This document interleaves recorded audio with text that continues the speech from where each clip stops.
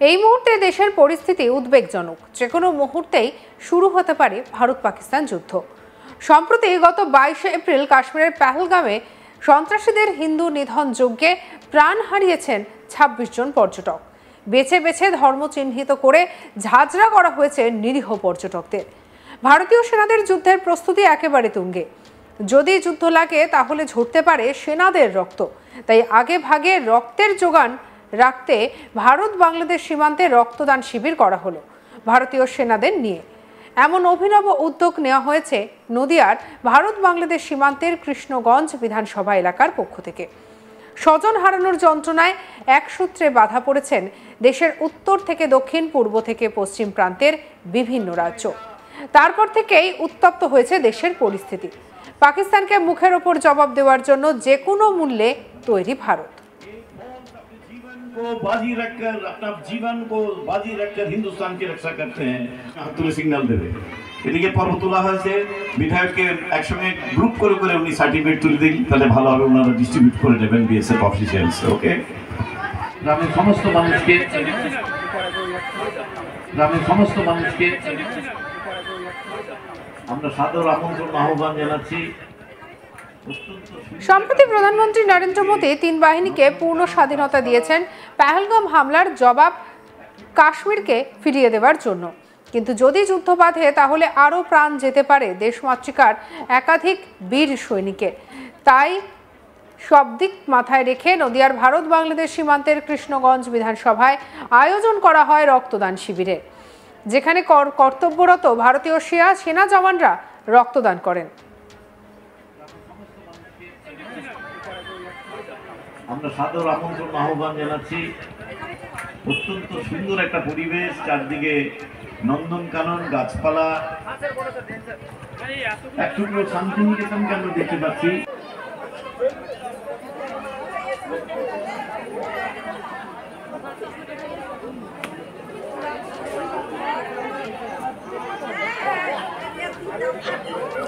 যদিও এই প্রসঙ্গে কিছু বাধ্যবাধকতা থাকায় সেনা জওয়ানেরা ক্যামেরার সামনে মুখ না খুললেও তাদের মন্তব্য, মাতৃভূমিকে রক্ষা করার জন্য তারা সব সময় প্রস্তুত। জীবন দিয়ে যদি দেশের নিরাপত্তা দিতে হয় তার জন্য কখনোই পিছপা হবেন না। এক ফোঁটা রক্তই পারে একটা মানুষের জীবন ফিরিয়ে দিতে। তাই যুদ্ধের আবহের মধ্যে রক্তের যোগান করে রাখার জন্য এই মহৎ কাজ এবং এই মহৎ কাজে সামিল হয়েছেন তারা। জানা গিয়েছে শুধুমাত্র ভারতীয় সেনা জওয়ানেরাই এই শিবিরে রক্তদান করেননি, করেছেন সীমান্তবর্তী এলাকায় বসবাসকারী মানুষেরাও। তারাও চাইছেন মাতৃভূমির সুরক্ষা। তবে নদিয়ার কৃষ্ণগঞ্জ বিধানসভার বিধায়ক আশিস কুমার বিশ্বাস এই মহৎ রক্তদান শিবিরে যোগদান করে তিনি দেশের উদ্দেশ্যে বক্তব্য রাখেন। অস্থির পরিস্থিতিতে দেশকে রক্ষার দায়িত্বে থাকতে হবে। যদি যুদ্ধ হয়, দেশের একাধিক সৈনিক আহত হবেন, সেই সময় বিপুল পরিমাণে রক্তের প্রয়োজন। ভারতীয় সেনারা দেশের জন্য লড়াই করবে আর আমরা সেনাদের রক্ত দিয়ে সাহায্য করব। কি বলছেন বিধায়ক, শুনবো।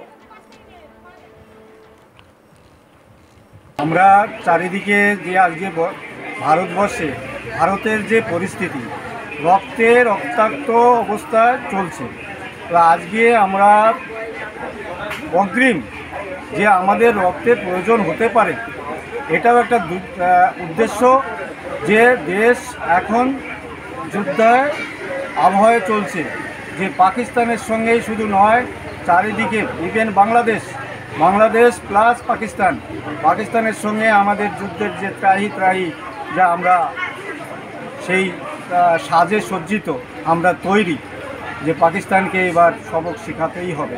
তার জন্যে রক্তদান আজকে এই জলকল মথুরাপুর এই খেলার মাঠে যে ব্যবস্থা এরা করেছে আমাদের রাজু ভাই, তার উদ্যোগে, অন্যান্য হিন্দু পরিষদ, বজরং দলের উদ্যোগে, যে ভবিষ্যতে আমাদের রক্তের প্রয়োজন হতে পারে, যেহেতু আমরা সনাতনের যে নিধন চলছে এবং বহিঃশত্রুরা ষড়যন্ত্র করে আমার দেশের শত্রু যারা গদ্দার, সেই তাদের ষড়যন্ত্র মাধ্যমে আজকে যে জঙ্গি হানা হচ্ছে বা হলো কাশ্মীর এবং মুর্শিদাবাদ, মালদায়, এর পুনরাবৃত্তি যাতে না হয় এটা আমরা কামনা করব।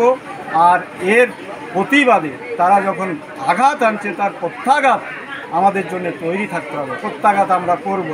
আর আমরা জল মাথার উপর দিয়ে চলে গেছে। প্রশাসন যে আজকে পশ্চিমবাংলার অবস্থায় দেখুন, আমরা পশ্চিমবাংলায় বসবাস করছি, আজকে সেই পশ্চিমবাংলার আগুন সেটা ছড়িয়ে গেল কাশ্মীরে। এই কাশ্মীরে ছড়িয়ে যাওয়ার কারণ এটাই আমি ধরে নেব যে এই পশ্চিমবাংলায় হচ্ছে জঙ্গির আখড়া। এই পশ্চিমবাংলার থেকেই সাহস পেয়ে কাশ্মীরে গিয়ে এই যে 26 জন নিরীহ সনাতনী, তাও বেছে বেছে ধর্ম শনাক্ত করে তাদের পরীক্ষা দিতে হয়েছে। এর থেকে দুর্ভাগ্য আর এই জীবন কি করে এখানে আমরা ধারণ করতে পারি? এর পরে আর কিছু হয় না। তাই আজ সনাতনী হিন্দু তাদেরকে বলবো, আপনার তৈরি থাকুন নিজের ধর্মকে, নিজের মান সম্ভ্রমকে রক্ষার্থে, নিজের জীবন রক্ষার্থে আপনাদের নিজেদেরই স্বয়ংক্রিয় হয়ে এবং প্রতিঘাত আনতে হবে। যে সরকার আমাদের সাহায্য করছে না, আজকে পশ্চিমবাংলার সরকার, এই যে টিএমসি নায়ক, যে অপশাসনের সরকার আর নৈরাজ্যের সরকার যাদের মাথায় তুলে দিয়েছে, সেই ব্যক্তিগুলোই আজ এই ঘটনাগুলো ঘটাচ্ছে। এই যে নিরীহ ব্যক্তি, এই হরগোবিন্দ দাস আর এই চিন্ময় দাস, এরা কি অপরাধ করেছিল? আর কেউ মারা গেল না? আর কেন কেউ মারা গেল না? ওখানে তো শুধু হিন্দুরা না, অন্য সম্প্রদায়ের লোক। তাহলে হিন্দু এই বেছে বেছে তাদের মারা হলো কেন? কারণ তাদের জিহাদি ধারণায় যে সেই হরগোবিন্দ ছিল, সেই তার ছেলে ছিল হচ্ছে পৌতলি, সেই প্রতিমা বানাতো, হিন্দুদের প্রতিমা বানাতো। সেই হিন্দুদের প্রতিমা বানাতো বলেই বেছে বেছে যে তোরা প্রতিমা বানাবি, তোদের হাত কেটে দেবো, জীবনে রক্ষা থাকবে না। আর এই মথুরাপুরে যে মোতাবাড়িতে হিন্দু তাড়ানোর ব্যবস্থা হবে। যে ওটা ট্রায়াল দিল যে এই দুজনকে আমরা হত্যা করেছি, এরা মূর্তি পুজো করে, মূর্তি পুজো যারাই করে তারাই কাফের, তাদেরকে আমরা রাখবো না। এত বড় সাহস এই ভারতবর্ষে বসবাস করে তারা সাহস পায় কী করে? এটাই হচ্ছে লক্ষ্য। কিন্তু সেটাকে আড়াল করে এই সরকার একটা টুক শব্দ করছে না যে কেন হচ্ছে, কেন সেই সরকার পারে না দমন করতে? আতঙ্ককে দমন করতে পারে না? সেটা করবে কে? সাধারণ মানুষ করবে না সরকার করবে? সরকারের দায়িত্ব এটা কন্ট্রোল করা, পুলিশের দায়িত্ব এটা কন্ট্রোল করা। পুলিশ যদি চোখ মুদে থাকে, চোখ বন্ধ করে থাকে, তাহলে আতঙ্কিত সে দাপিয়ে বেড়াবেই। আতঙ্কিত তার আবার থামাবে কে? সে তো সাহসী হবেই। সে তো দেখবেই যে আমার যত আমি হিন্দু নিধন করতে পারবো, আমার সাহসী হবে, আমার মাইলেজ বাড়বে, আমার যে উপরে যে আঁকা আছে সে খুশ, মোগাম্ব খুশ হবে। হিন্দিতে বলে না যে মোগাম্ব খুশ হবে, কাজটা করে দিলাম, মোগাম্ব খুশ হবে। তাই আমি বলবো, হিন্দু জাগো, হিন্দু জাগতে হবে। এখন ধর্ম সম্প্রদায়, যদি কেউ বলে যে সাম্প্রদায়িক কথা বলছে, আমি বলছি না, এটা সম্প্রদায়ের কথা না।